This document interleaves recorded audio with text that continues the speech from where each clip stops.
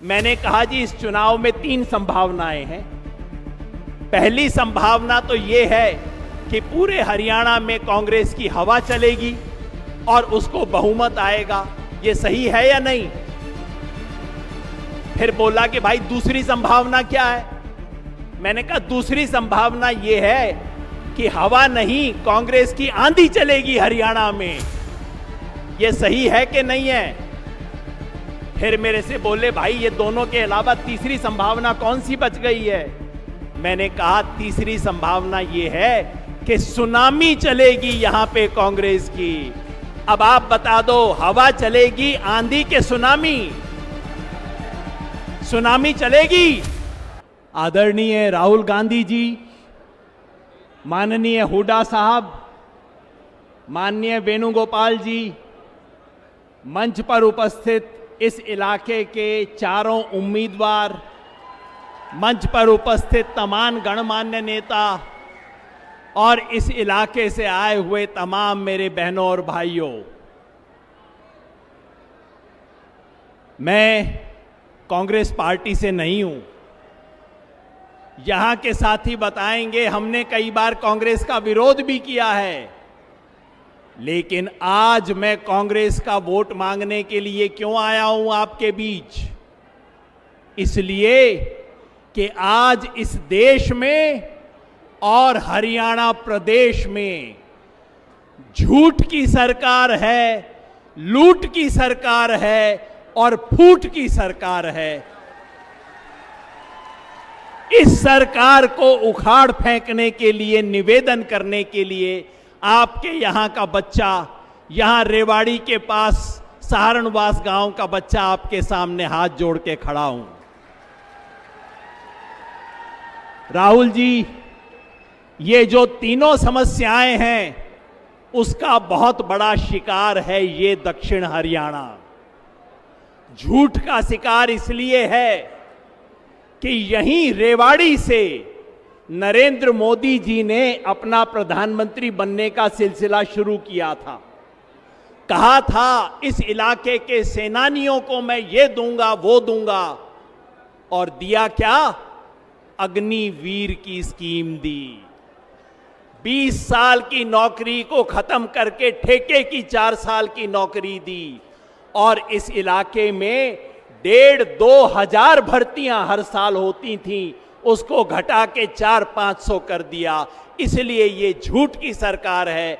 आपके बीच इसलिए हूं कि राहुल गांधी और कांग्रेस पार्टी ने वायदा किया है कि अग्निवीर स्कीम को खत्म करेंगे, प्रॉपर भर्ती शुरू करेंगे। इस लूट का शिकार भी ये दक्षिण हरियाणा है। ये कोई धान का प्रदेश नहीं है, ये बाजरा का, सरसों का और थोड़ा गेहूं का प्रदेश है। किसानों को कभी फसल का दाम मिल जाता है, कभी नहीं मिलता। सही बात है ना?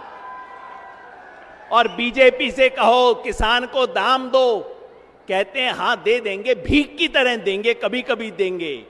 मैं यहां पे इसलिए हूं कि राहुल गांधी और कांग्रेस पार्टी कहती है कि हम किसानों को एमएसपी की गारंटी, कानूनी गारंटी देंगे, लिख के गारंटी देंगे, इसलिए यहां हूं। और तीसरी बात, फूट सबसे खतरनाक।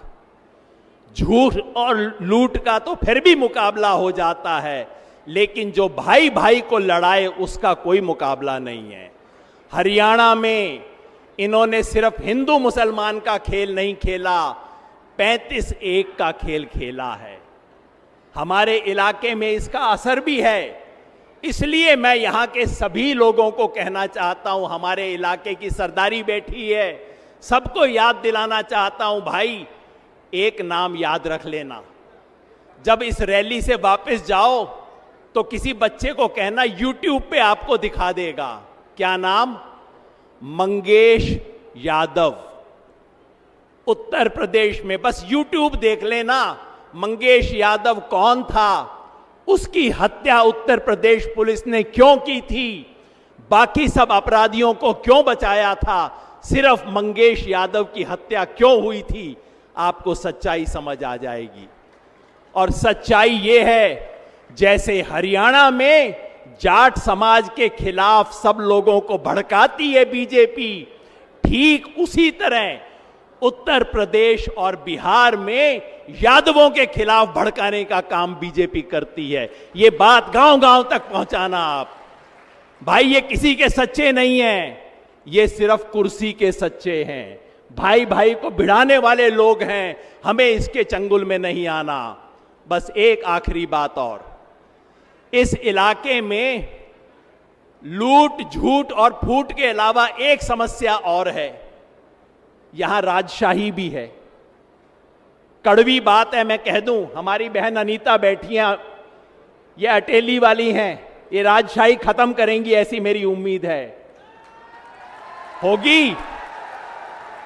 कड़वी बात ये है, 70 साल से देश आजाद हो गया, लेकिन ये हमारा दक्षिण हरियाणा जो अहीरवाल कहते हैं ये आजाद ना हुआ।